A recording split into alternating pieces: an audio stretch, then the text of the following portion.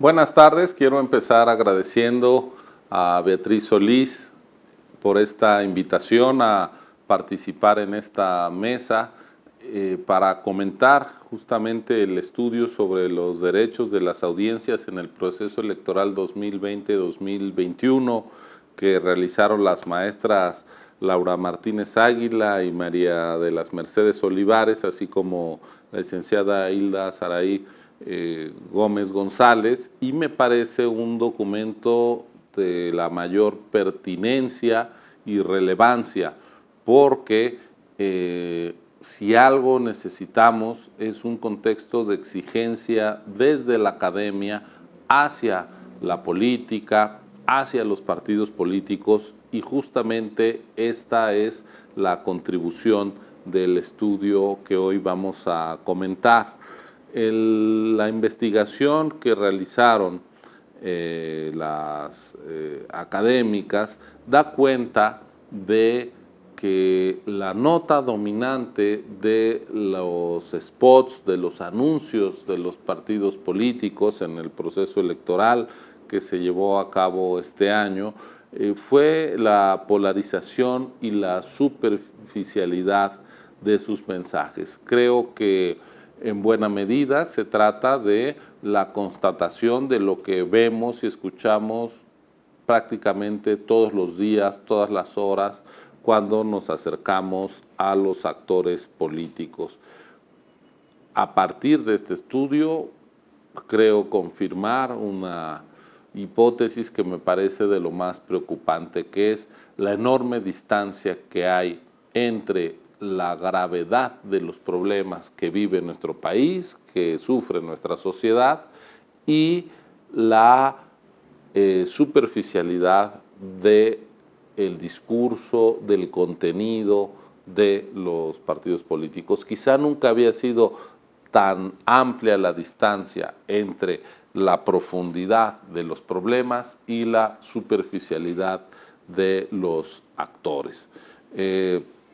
El estudio que abarca el análisis de 99 anuncios promocionales se identificó pues que en el 43% de ellos hubo desinformación, agresiones y descalificación en casi la cuarta parte, un 24.2%, lo que suma más de 2/3 partes de contenidos que difundieron información no verificable, fácilmente refutable o que agredía o calumniaba a otros. Otro hallazgo relevante es la presencia de las mujeres, que fue prácticamente accesoria, con estereotipos donde pues eran personas asustadas por la violencia, unas personas a proteger, como respaldo emocional a las decisiones de hombres, pero no como actoras fundamentales con capacidad de decisión y con un discurso propio. Así que pues la misoginia también está presente en el discurso político y en la producción del discurso político. Es decir, no solo se trata de un asunto fruto de la improvisación, sino que incluso cuando hay producción se reflejan estos problemas. De tal manera que lo que nos estamos encontrando con este estudio es la constatación rigurosa de una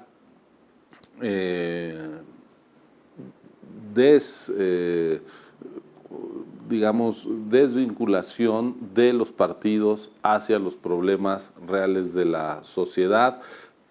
En buena medida refleja la precariedad de las propias plataformas electorales. Cuando se registraron en el INE las plataformas, yo señalé lo pobre de las mismas. Es decir, es un requisito legal, pero a diferencia de otra época donde los partidos eran justamente el vehículo para enarbolar causas, para potenciar voces, para combatir injusticias, pues lo que tenemos es más un triunfo de la mercadotecnia que del diagnóstico y el rigor ideológico. De tal manera que estamos, pues, en buena medida presenciando un vaciamiento de la política. Cada vez vemos un mayor pragmatismo sin programa.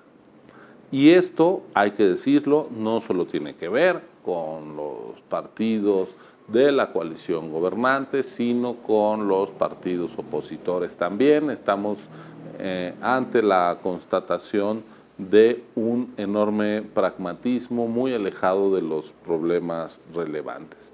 Quiero decir que en este proceso electoral la Comisión de Quejas y Denuncias, que a mí venturosamente creo me tocó presidir, pues recibimos decenas, centenas de quejas contra los spots.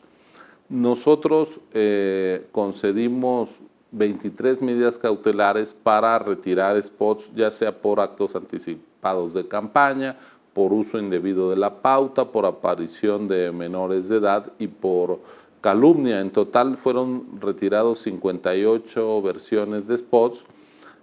Por ejemplo, cuando aparecían menores de edad sin el consentimiento de los padres. Quiero decir que hubo también algunas medidas contra spots en el caso de Morena, por decir que estaba cediendo su tiempo para el cuidado de la salud, cuando en realidad eran spots de Morena que no había cedido a nadie, promoviendo la estrategia del gobierno, si es que alguna hubo, contra el COVID-19. Por ser propaganda engañosa, en ese caso se retiró, y también al Partido Encuentro Solidario se le retiraron spots, en particular uno en redes sociales porque llamaba a castigar a las mujeres que interrumpieran el embarazo, y otro por oponerse a la adopción de niños por parejas del mismo sexo. La verdad, autocríticamente yo les digo que ese spot debió haber sido retirado por su contenido homófobo, discriminatorio, y lo que nosotros hicimos en ese momento fue retirarlo porque no aparecía el consentimiento de los tutores a la aparición de los niños que salían en el anuncio. Pero más allá de eso, creo que se trató de un spot discriminatorio que por esa razón merecía ser retirado. Yo creo que este análisis nos ayuda a diagnosticar, a demostrar que pues las premisas para que exista un voto informado y razonado, que es suficiente información, pues no la hubo por parte de los actores políticos.